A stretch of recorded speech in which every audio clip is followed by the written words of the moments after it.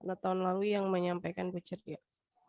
Oke, jadi pada pertemuan ini kita akan membahas mengenai tata laksana gizi dan diet ya pada Recording in progress. gizi buruk dan KEP. Nah, untuk kisi-kisi materinya adalah terkait istilah dan definisi, kemudian penyebab KEP, pemantauan pertumbuhan, tanda dan gejala KEP, asuhan gizi pada KEP, bentuk dan cara pembuatan makanan, serta pemantauan dan evaluasinya. Bentar.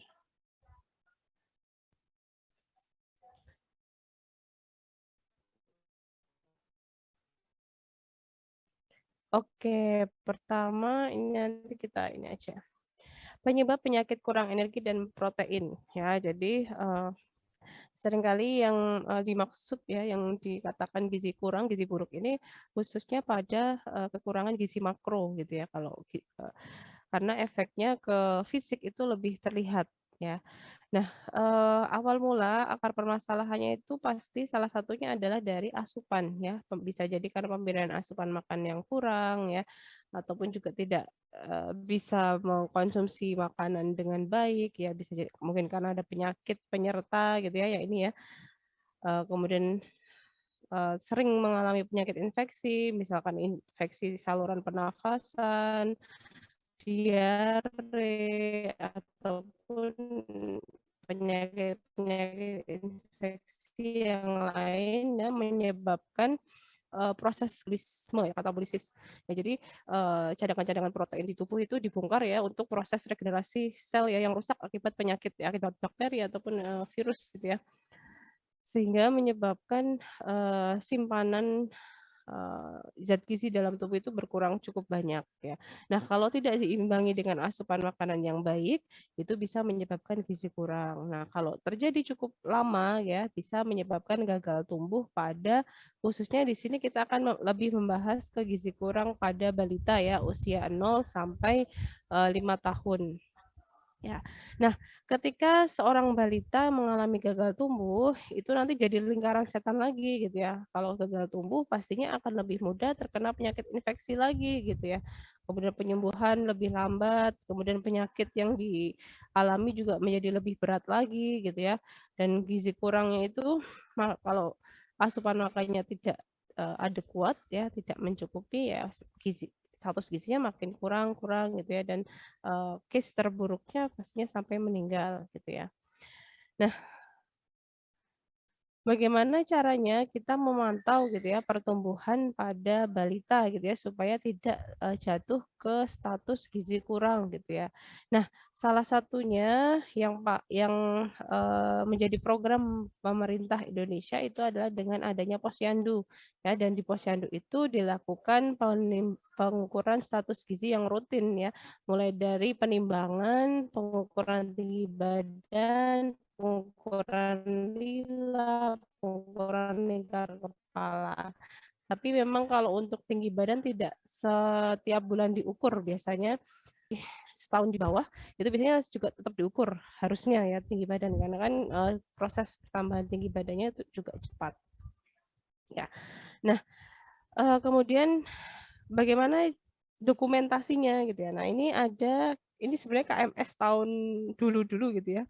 Kalau yang sekarang di buku KIA itu yang warnanya pink dan biru ya, pink untuk wanita dan biru untuk laki-laki ya.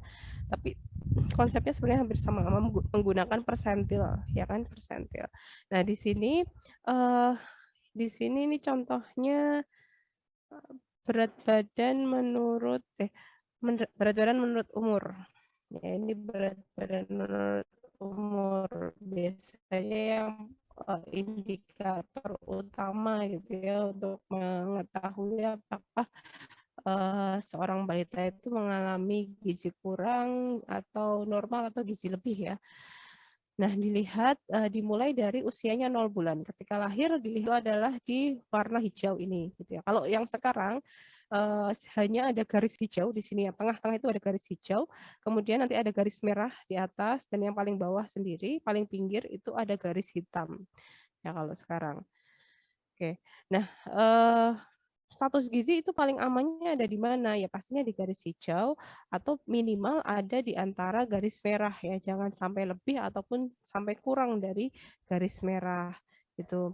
Dan grafiknya juga harus dilihat ya. Kalau startnya mulai dari sini gitu ya, berarti ke depannya juga harusnya itu naik ya. Ini ada target ya. Di bulan pertama itu kenaikan berat badannya 800 gram, habis itu 900 gram, 800, 600, 500, 400. Emang menurun ya, semakin menurun sesuai dengan jumlah usianya gitu ya. Tapi kan memang konsumsi minumnya ASI gitu ya. Nah, ini targetnya adalah bisa naik grafiknya. Ini kan kelihatan ya, naik. Ini naik tapi eh, naiknya malah ke arah garis kuning ya, di bawah garis hijau. Jadi naik tapi mepet gitu ya. Harusnya kan naiknya drastis gitu. Tapi nggak apa-apa karena di bulan selanjutnya, bulan kedua dia naik lagi masuk garis hijau. Terus di sini yang harus menjadi waspada adalah ketika tetap ya harusnya kan setiap bulan itu kan naik beratnya. Nah, kalau sampai tetap dan bahkan sampai lebih dari 2 bulan berturut-turut, itu harus menjadi tanda bahaya. Ya, karena kan targetnya setiap bulan itu harus naik gitu ya. Apalagi sampai turun seperti ini. Ya. Nah, ini perlu dievaluasi gitu ya.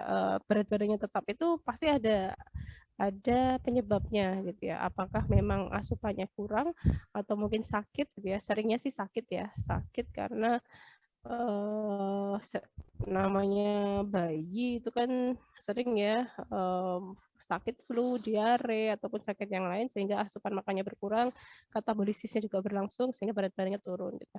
Nah, kalau misalkan memang karena sakit ya oke ya turun tapi harus dikejar di pertumbuhan berikutnya. Gitu ya intinya. Ya. Nah, kapan anak dikatakan gizi buruk gitu ya? Secara klinis itu kalau dilihat ya pastinya kurus gitu ya, apa namanya badannya. Ya. Nah, kemudian ada istilah lain ya, namanya gizi buruk itu berarti di bawahnya gizi kurang. Gitu ya. Gizi kurang itu kalau posisi titiknya tadi kalau gizi buruk itu di bawah garis hitam. Jadi sudah sangat apa ya sangat rendah sekali gitu ya. Ya di bawah -3 SD. Ya kalau yang gizi kurang itu antara -3 sampai -2 SD. Kalau yang gizi baik antara -2 SD sampai +2 SD gitu ya. Yang normal ini. Nah, kalau sampai ada yang gizi buruk gitu ya, dengan disertai edema, jadi penumpukan cairan. Jadi kalau dilihat tuh kayaknya dia gemuk gitu ya, tapi bengkak gitu ya, bengkak-bengkak gitu.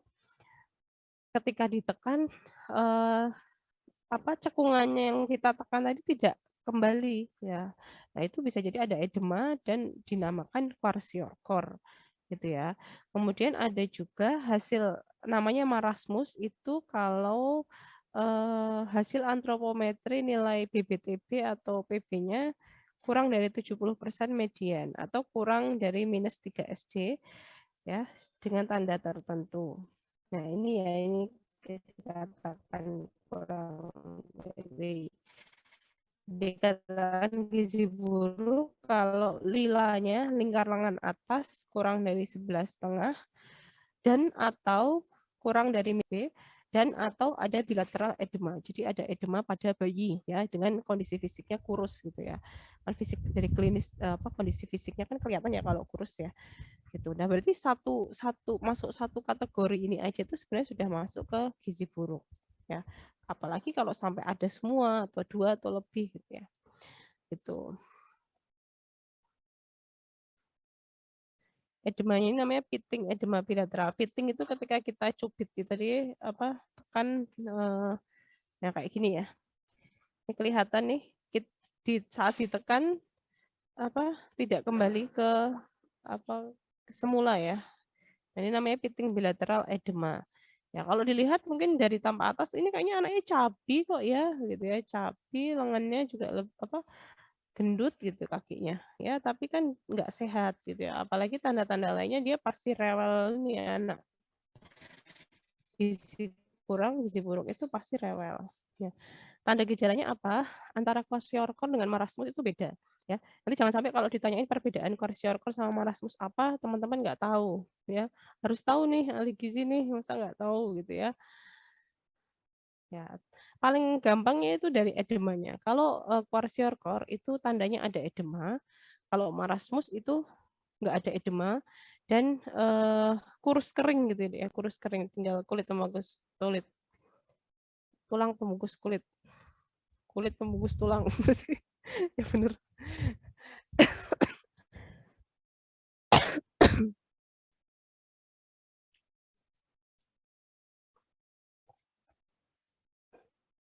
Kemudian selain edema, itu ada rewel, rambutnya merah, mudah dicabut tanpa sakit, wajahnya sembab, matanya sayu, jadi nggak yang jernih, berbinar-binar gitu ya. Kemudian seringkali pasien gizi buruk itu disertai pembesaran hati, jadi perutnya besar menggembung gitu deh. Itu karena ada pembesaran hati, bisa juga ada asites, jadi edema pada perut gitu ya.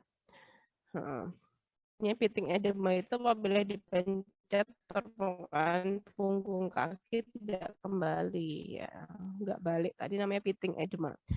Terus ada pengecilan otot hipotrofi, kemudian ada dermatosis ya, warnanya becak merah muda dan sering mengalami penyakit infeksi. Umumnya akut, biasanya diare, pneumonia, ISPA gitu ya. Infeksi saluran pernafasan gitu. Jadi seperti itu. Ya ini. Kemudian jika ada pasien gizi buruk dengan edema gitu ya, itu teman-teman harus menentukan derajat edemanya dulu gitu ya. Ini tergantung ini akan mempengaruhi jumlah cairan yang diberikan kepada pasien ya. Kalau edema ini ada plus, plus 2, plus 3 gitu ya. Yang paling ringan plus 2, plus 1. Ini edemanya di kedua punggung kaki. Jadi di punggung kaki aja. Terus edema di kalau ditambah edema di tungkai dan lengan bawah, jadi tangannya ekstremitas atas dan ekstremitas bawah sama-sama edema. Ini derajat edemanya 2. Terus kalau seluruh tubuh, ya wajah dan perut, ini disebut edema anasarka ya, edema keseluruhan. Nah itu paling besar, paling berat.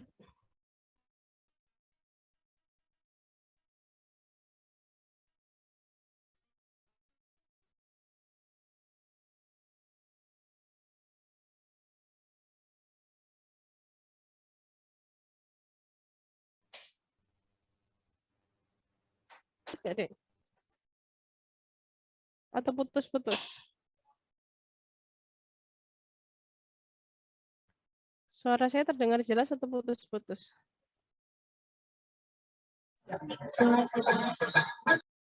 Jelas ya, oke.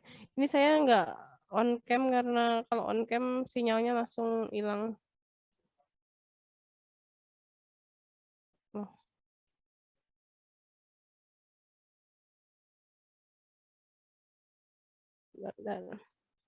Oke, sampai di sini bisa ya dipahami ya.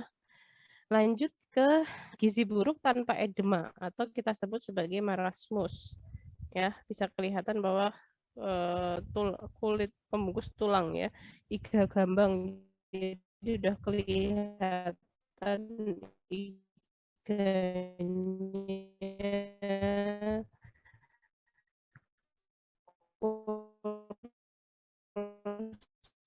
Sudah kelihatan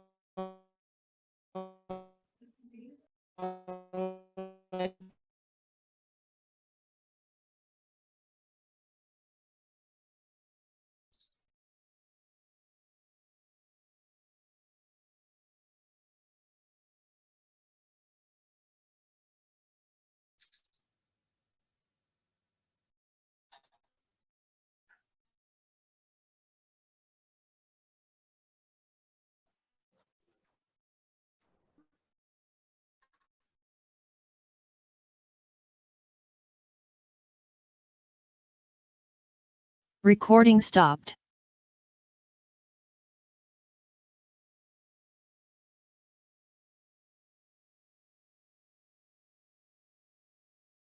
Recording in progress.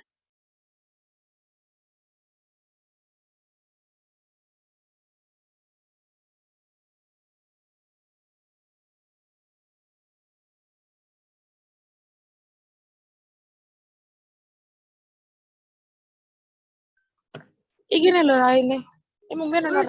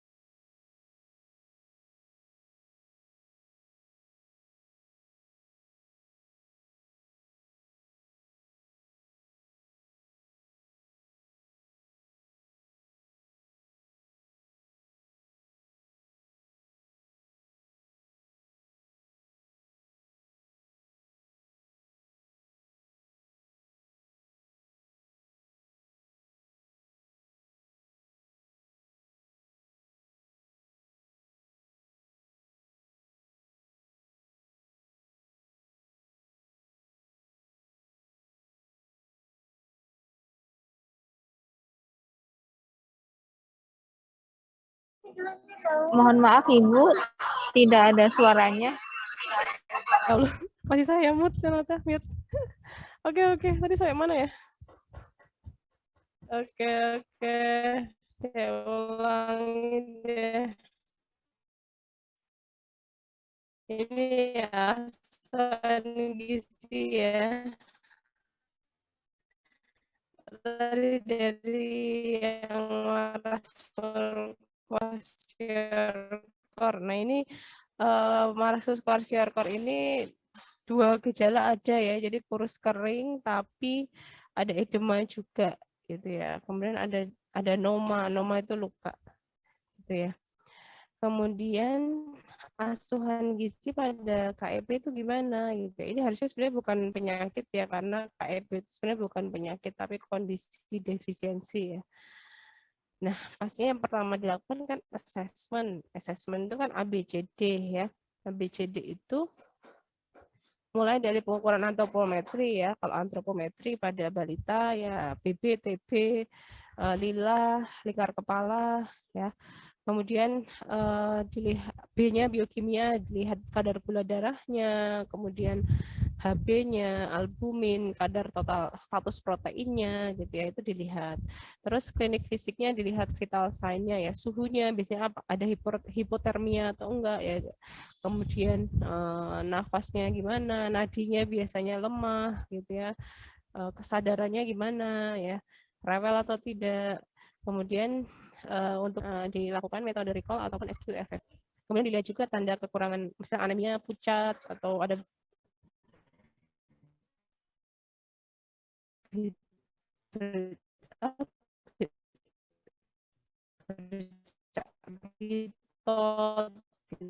gitu ya. Ada nggak yang lain?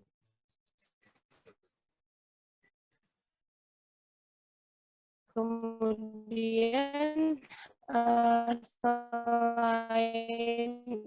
asesmen ya, BBLR atau tidak, lahirnya, kemudian juga, mmm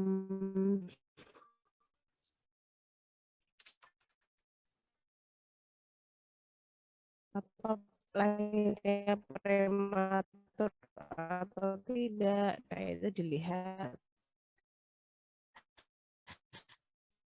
Kemudian riwayat pemberian makannya seperti apa pada, eee, pasien, apakah baik ya menerapkan 4 Recording stopped.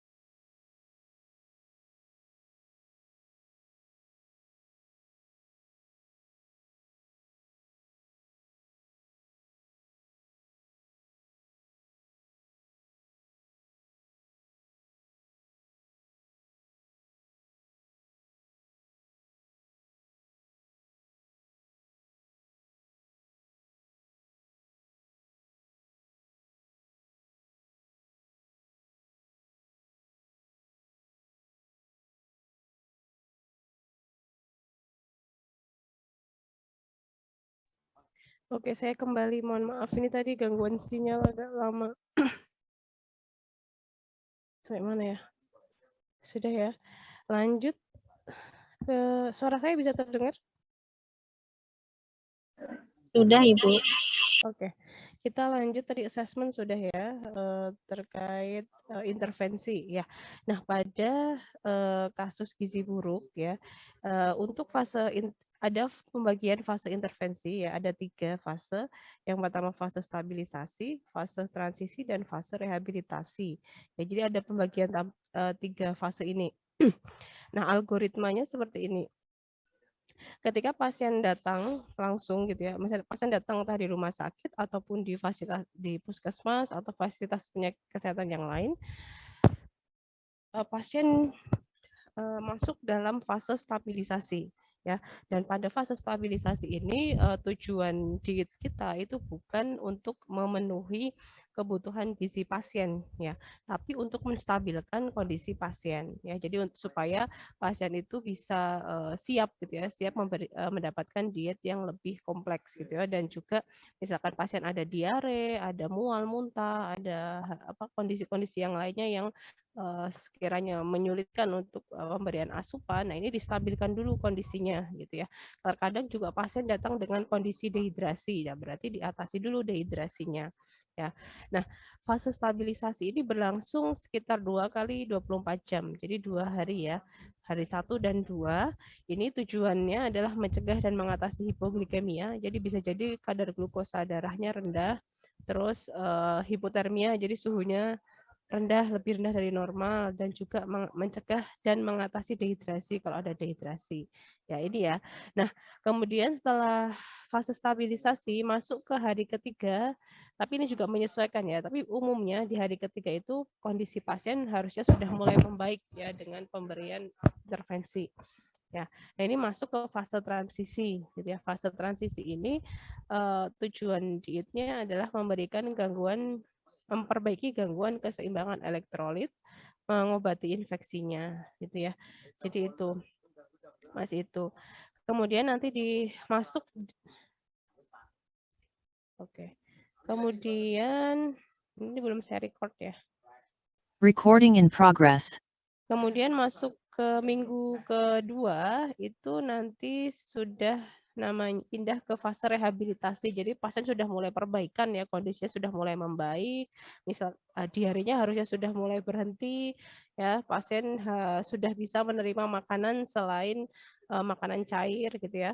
Dan ini berlangsung bisa sampai minggu ke-6 ya, minggu kedua sampai minggu ke-6 tergantung kondisi pasien bisa stabilnya kapan dan boleh pulang kapan gitu ya. Nah, kemudian ada fase tindak lanjut ini dilaksanakan ketika pasien sudah sampai di rumah gitu ya. Jadi saat fase rehabilitasi nanti dipersiapkan, kita mempersiapkan pasien dan keluarga pasien supaya ketika pulang itu bisa menerapkan ya fase tindak lanjutnya ini tadi ya. Nah, kemudian dapat dilihat di algoritma ini nomor 6 ya, kan ada tujuan memperbaiki kekurangan gizi mikro ya. Misalkan pasien ada anemia ya.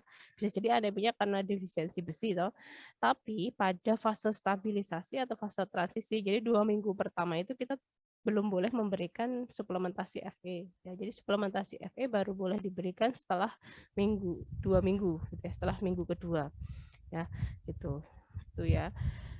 Kemudian ini ada, nah kalau sudah masuk fase rehabilitasi ini tujuannya sudah memenuhi kebutuhan gizi pasien. Jadi mengejar kebutuhan gizi pasien yang kurang sebelumnya.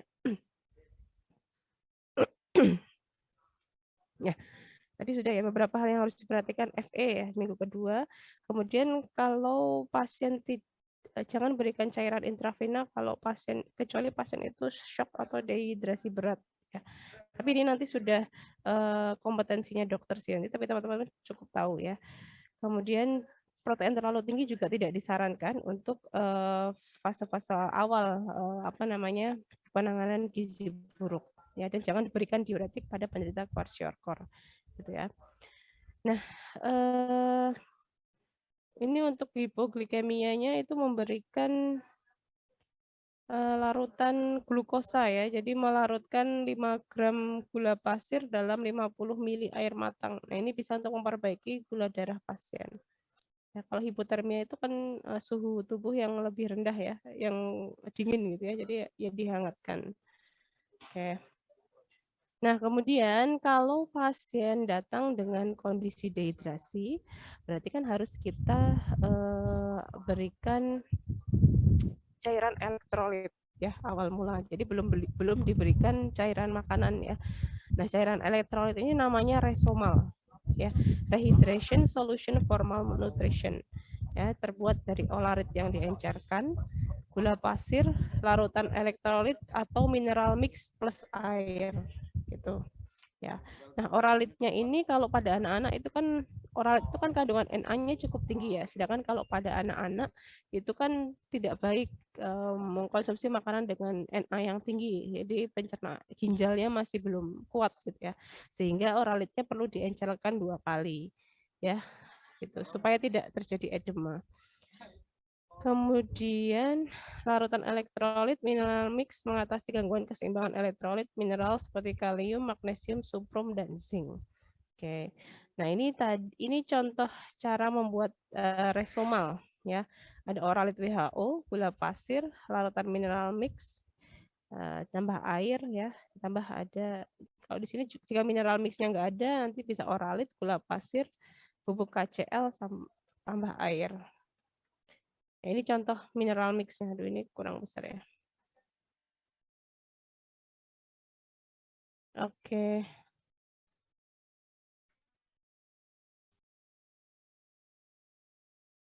Oke, untuk infeksi ini medis ya, jadi nanti dokter yang akan memberikan. Memperbaiki kurang gizi mikro. Oke.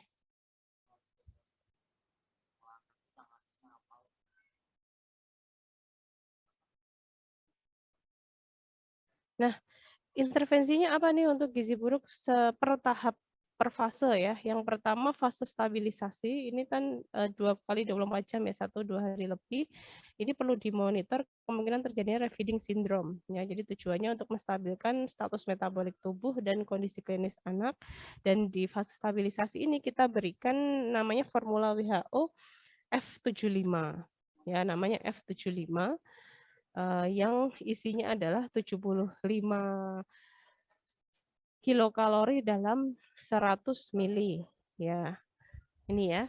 F75 itu adalah maksudnya cairan seperti susu sini seperti susu itu berisi 75 kilokalori kandungan gizinya per 100 milinya ya. Kemudian energi yang dibutuhkan cara menghitungnya adalah 80 sampai 100 kilokalori per kilogram berat badannya.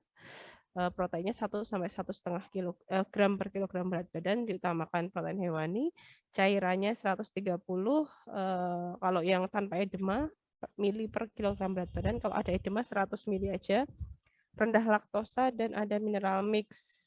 Nah, untuk pemberiannya sudah ada tabelnya sih. Ini bisa frekuensi 12 kali, 8 kali, 6 kali sehari ya, tergantung berat badan ya. Misalkan tadi ya pasien beratnya yang tanpa edema ya, beratnya 6 kilo deh ya, 6 kilo. Mau diberikan setiap 2 jam berarti kan 12 kali makan. Berarti satu kali pemberiannya 65 kilokalori per 100 mili gitu. Ya. 65 mili aja. Jadi F75-nya diencerkan kan dalam 100 mili air, kemudian yang diberikan hanya 65 milinya aja gitu ya. Itu diberikan selama 12 kali. Nah, kalau mau diberikan 8 kali waktu makan, nah ini bisa pakai ini ya. Atau sebenarnya bisa dihitung sendiri juga tadi ya. Ini tadi ya. Kalau 6 kilo berarti tanpa edema 130 dikali 6 kilo berapa coba? Coba deh hitung deh.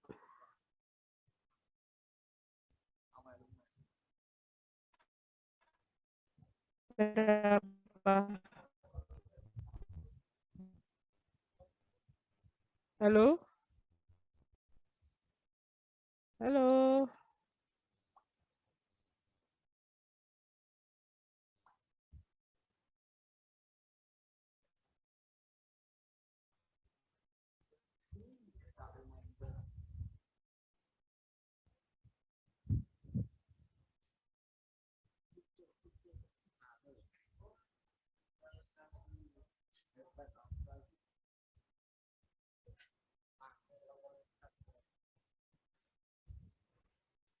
Kok nggak ada yang ini? Halo, halo. 130 dikali 6 berapa? Dihitung berapa? Halo. Halo. 780 mili, Bu. Berapa? 780. Ya, 680 mili ya kebutuhan pasien yang tanpa edema. Kalau yang edema berarti kebutuhannya berapa? Berat badannya 6 kilo kebutuhan cairannya.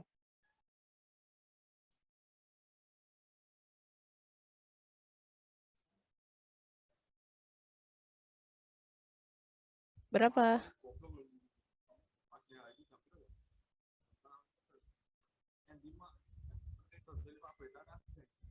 Berapa?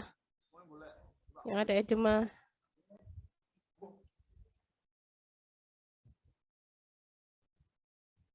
Halo? 100 kali 6 berapa? 600, Bu. 600. Oke, nanti di akhir saya tanyakan. Oke.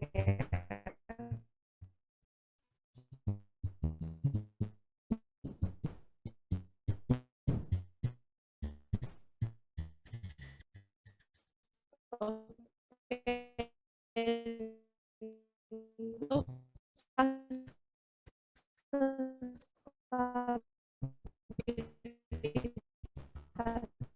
ini kita berikan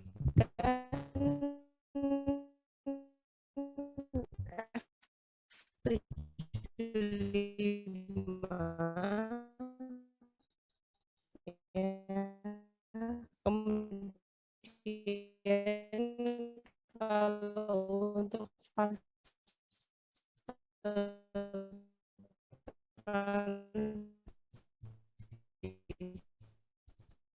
kita berikan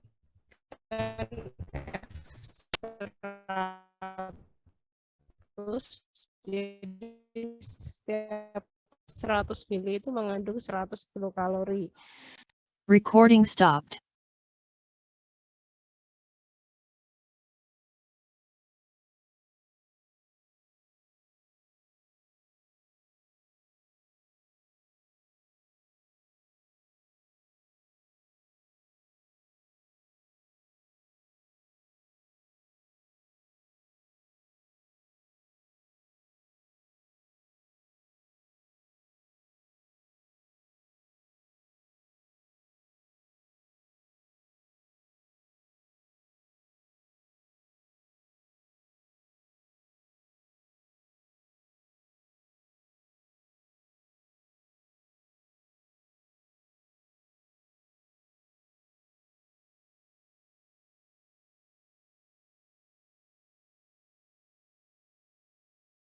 Recording in progress.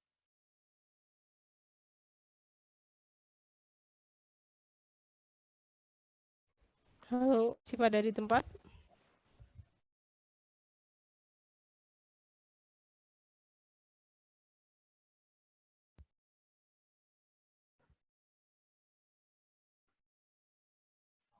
Nah, ini tadi fase rehabilitasi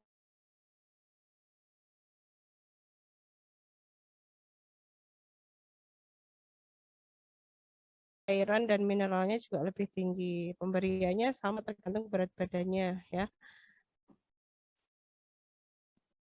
Nah, ini contoh perhitungan. Misalkan pasien berat badan anak 6 kilo pada fase rehabilitasi. Berarti tadi kan rehabilitasi itu kebutuhan kalorinya 200 kilokalori. Ya kan? Gampangnya ambil 200 kilokalori, berarti 6 kali 200, berarti 1200 kilokalori. Nah, 1200 kilokalori itu bisa terdiri dari F100 dan makanan bayi sama sari buah. Ya, F100-nya 4 kali pemberian, berarti 400 kilokalori. Makanan lumat bayinya per makannya 250 kilokalori dan sari buah. Nah, ini didapat sekian. Gitu ya cara perhitungannya. Nah, ini tabelnya sudah diberikan tabel. Jadi pada fase stabilisasi kan F75, transisi F100, rehabilitasi makanan lumat ya. Nah, ini ada untuk zat mikronya, perlu diperhatikan juga pemberian vitamin A, asam folat, zat besi gitu ya. Tuh. Nah, kemudian kalau sudah masuk ke fase tindak lanjut, ini berarti sudah mulai mengejar tumbuh kembangnya ya. Jadi pada fase rehabilitasi itu kenapa kok lama ya antara minggu 2 sampai minggu ke-6 karena targetnya adalah harus mencapai status gizinya ya, harus mencapai -2 SD Z-score-nya itu. Ya, jadi kalau belum -2 SD, belum mencapai itu berarti belum selesai nih fase rehabilitasi gitu ya. Jadi belum boleh pulang. Targetnya itu kalau dia sudah masuk ke -2 SD, nah ini baru boleh masuk ke fase tindak lanjut. Makanya harus dikejar benar gitu ya. Nah, kalau sudah masuk fase tindak lanjut ini sudah bisa ditambahkan PMT ya. Pemberian makanan tambahan pemulihan dengan komposisi energinya 350 kilokalori selama 3 bulan atau 90 hari ya. Dengan target pasien sudah status gizinya normal, berat badannya naik gitu.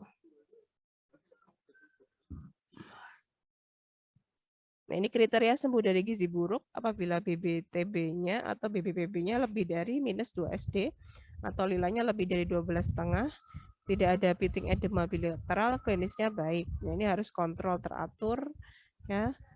Ibunya juga mendapatkan edukasi, orang tua juga dapat edukasi. Nah, bentuk makanannya ini tadi ya ada resomal. Kalau resomal tadi kan cairan elektrolit. Nah, ini ada komposisinya.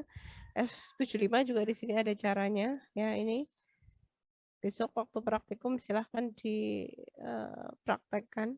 Ada beberapa jenis formula ya, tidak hanya F75. Ini bisa diberikan. Ya. Oke, sampai sini ada yang mau ditanyakan? Nah, jadi target untuk monefnya ya, apakah intervensi yang kita berikan itu berhasil atau tidak, itu kalau ada kenaikan berat per minggu. Jadi misalkan berat awalnya kan 6 kilo, berarti targetnya naik 6 kali 50 berapa? 300 ya, 300 gram per minggu. Besar juga ya.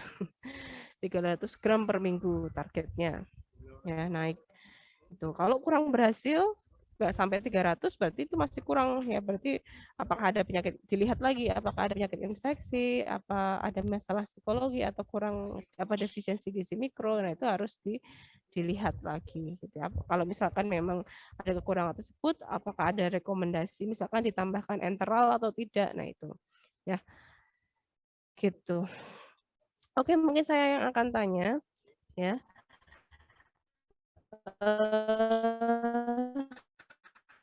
Tadi kalau fase stabilisasi intervensi dietnya apa dek jenisnya?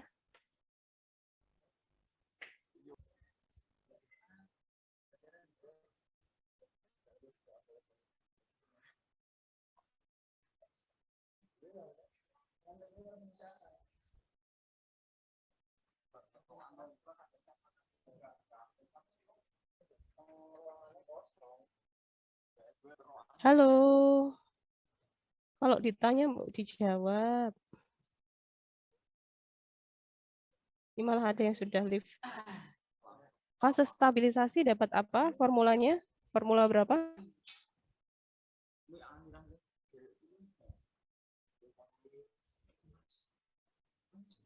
F75, Bu. F75. Kalau transisi? Noristi untuk fase Noristi Komalasari mungkin fase transisi dapat formula apa? Halo, Noristi Komalasari. Halo. Halo. Nuristi Komalasari. Nuristi Komalasari, ini saya panggil-panggil terus nih sampai menjawab nih. Nuristi Komalasari. Kuliah atau tidak ini? Atau hanya join?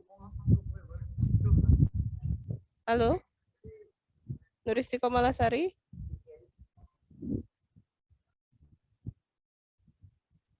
Nanti saya lihat tuh nih ya, yang mulai 14.27 siapa yang live nih tadi kelihatan nih. Bisa dijawab Nur Istiqomalasari? Saya panggil terus sampai menjawab. Nur Istiqomalasari? Iya, Bu. Tadi Untuk fase transisi itu dapatnya formula berapa? Fase stabilisasi tadi dijawab temannya F75. Kalau fase transisi F berapa?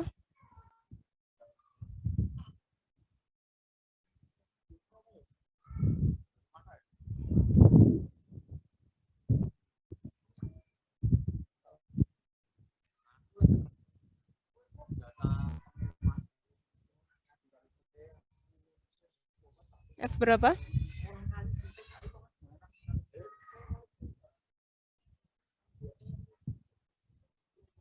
F5. Berapa? F berapa? 5. F75 kan stabilisasi. Kalau transisi F berapa?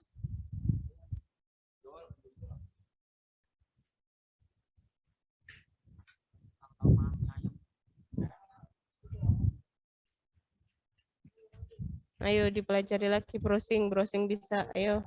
Bisa teman-temannya sambil browsing fase stabilisasi KEP itu apa dapatnya fase ini apa sudah ada pasti di Google tuh banyak sekali sebenarnya.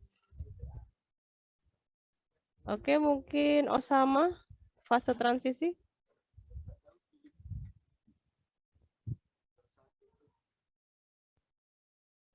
Osama untuk fase transisi dapat formula berapa? Izin menjawab, Bu. Hmm? Untuk fase fase transisi ini menggunakan formula 75 sama seperti formula yang stabilisasi. Iya kah? Kita lihat ya. Tadi kayak saya nyampaikannya nggak gitu. Sumbernya dari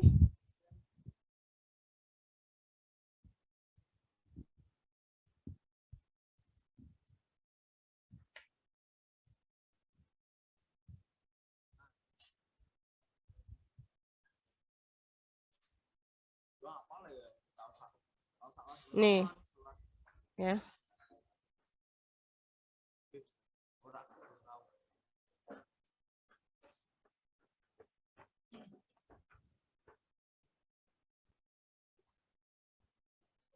Jadi masih belum anu. Ya, silakan dicatat ya dan dilakukan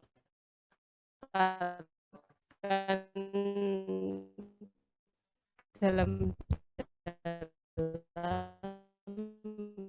ya,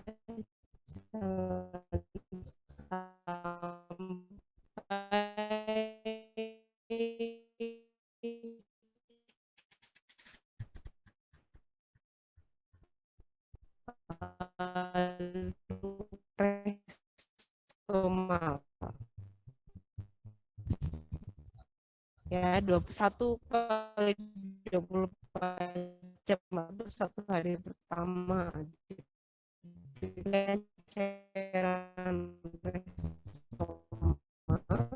Nah kalau sudah stabil dehidrasinya sudah mulai membaik baru kita berikan F75 ya. Recording stopped.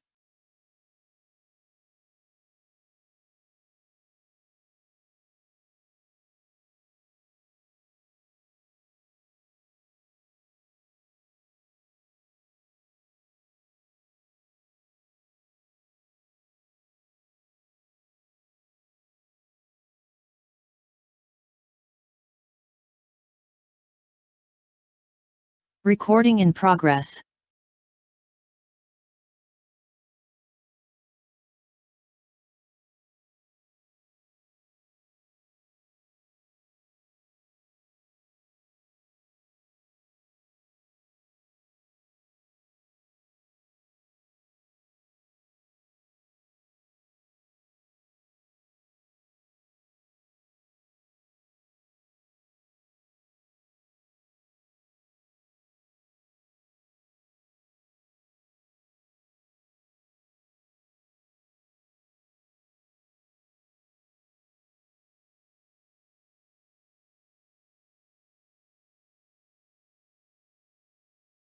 Ini ya, tadi ya, Mas Semut. Untuk fase stabilisasi itu dapat F75. Ya, kalau ada dehidrasi dikasih resomal dulu ya, resomal, dan kalau tidak ada dehidrasi ya berarti F75 aja. Tapi kalau ada dehidrasi berarti dikasih resomal dulu baru F75. Terus kalau sudah masuk fase transisi atau hari ke-3 sampai 7 itu diberikan F100. Lalu kalau sudah minggu kedua hari ke-14 sampai minggu ke-6 ya tergantung pasien sudah naik atau belum sampai ke -2 SD ya, itu diberikan F100 plus makanan pendamping atau makanan lumat biasanya. Gitu ya. Kemudian ada istilah RUTF ya. RUTF itu ready to use therapeutic food. Ini makanan apa ya? Makanan siap saja, makanan kemasan ya, biasanya udah dikemasan untuk menambah kalori dan protein untuk gizi buruk. Jadi biasanya bisa dalam bentuk bar, snack bar kayak sojo itu, ada juga yang bentuknya pasta gitu ya, macam-macam sih bentuknya. Ya ready to use, jadi siap dimakan gitu ya. Sampai sini bisa dipahami?